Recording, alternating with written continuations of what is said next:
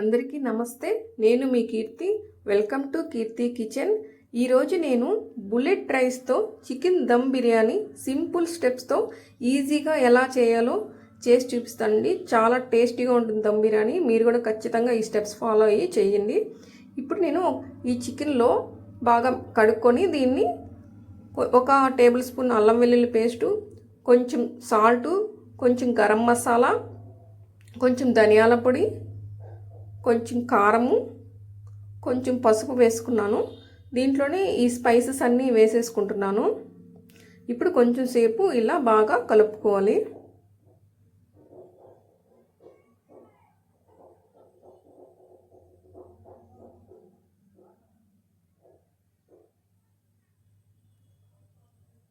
దీంట్లోనే జీలకర్ర పొడి కూడా వేస్తున్నానండి, ఒక టేబుల్ స్పూన్ వరకు.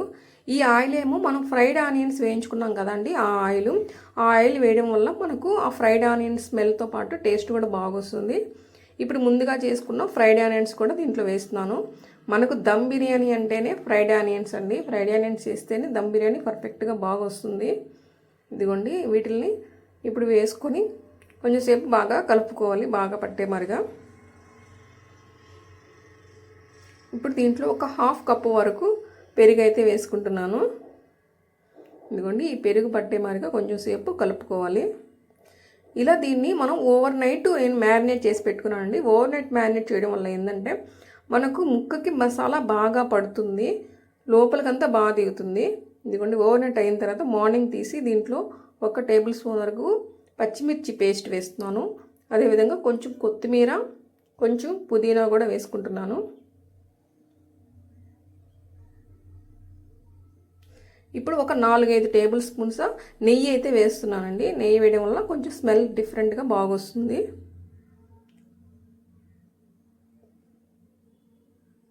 ఇలా కొంచెం సేపు దీన్ని కలుపుతున్నాను.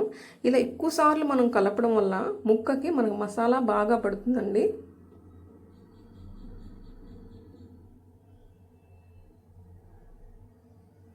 ఇలా కలుపుకున్న తర్వాత మనం దేంట్లో అయితే దమ్ చేయాలనుకుంటున్నామో ఆ పాత్రలో దీన్ని వేసేసుకొని మనం అడ్జస్ట్ చేసేసుకోవాలి.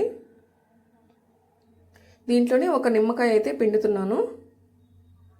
ఇప్పుడు మనం రైస్ ఉడికించుకోవడానికి ముందుగా హాట్ వాటర్ని బాగా తెల్లించుకొని ఈ స్పైసెస్ అన్నీ దాంట్లో వేసుకొని కొంచెంసేపు ఉడకనించుకోవాలి. దీంట్లోనే ఒక గెరిటె వరకు మనకు సాల్ట్ పడుతుంది. దీంట్లో పచ్చిమిర్చి, పుదీనా కూడా వేసి కొంచెంసేపు ఉడకనించుకోవాలి. ఈ సాల్ట్ అనేది ఎలా ఉండాలంటే మనం సముద్రపు వాటర్ ఎలా అయితే అంత సాల్టీగా ఉంటాయో అంత సాల్టీగా ఈ వాటర్ అయితే ఉండాలండి. అది చూసుకోండి.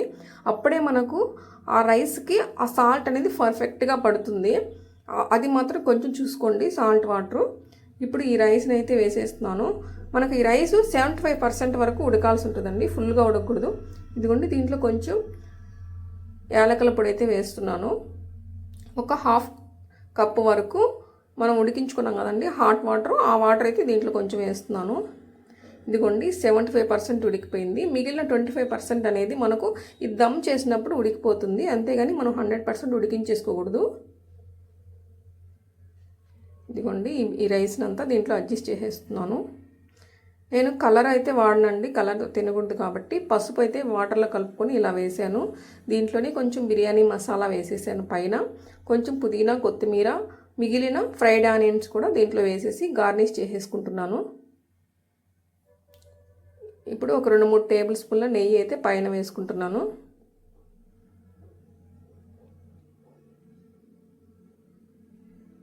ఇప్పుడు ఒక హాఫ్ కప్ వరకు హాట్ వాటర్ అయితే దీంట్లో వేస్తున్నాను. దీన్ని ఒక 10 మినిట్స్ వరకు మనం దీన్ని హై ఫ్లేమ్లో ఉడికించుకోవాల్సి ఉంటుంది. 10 మినిట్స్ అయిన తర్వాత మనం డైరెక్ట్ ఫ్లేమ్ అనేవి ఇవ్వకూడదండి. ఇప్పుడు మన పాత దోశ పెనం ఉంటుంది కదా, దానికి కొంచెం సేపు హీట్ చేసుకొని ఆ దోశ పెనం మీద మనం ఈ పాత్రను అయితే పెట్టుకొని ఒక 10 to 15 మినిట్స్ మీడియం ఫ్లేమ్లో అయితే ఉడికించుకోవాల్సి ఉంటుంది. ఎందుకంటే మనం కట్టెల పొయ్యి మీద చేయట్లేదు కాబట్టి ఇలా చేయడం వల్ల మనకు అడుగు మాడకుండా ఉంటుందండి. దీన్ని మీడియం ఫ్లేమ్లోనే పెట్టుకోండి, హై ఫ్లేమ్లో పెట్టద్దు, అడుగు మాడిపోతుంది. ఇదిగోండి, ఇలా మీడియం ఫ్లేమ్లో పెట్టుకొని ఒక 15 మినిట్స్ ఉడికించుకున్న తర్వాత మనం దీన్ని ఒక హాఫ్ అన్ అవర్ అట్లాగే పెట్టేయాలండి. ఎందుకంటే మనం బిర్యానీ ఎప్పుడైనా కొంచెం ఒక half an hour time gap ఇస్తేనే మనకు ఆ టేస్ట్ అనేది బాగా వస్తుంది. అప్పటికప్పుడే తినడం వల్ల టేస్ట్ అనిపించదు.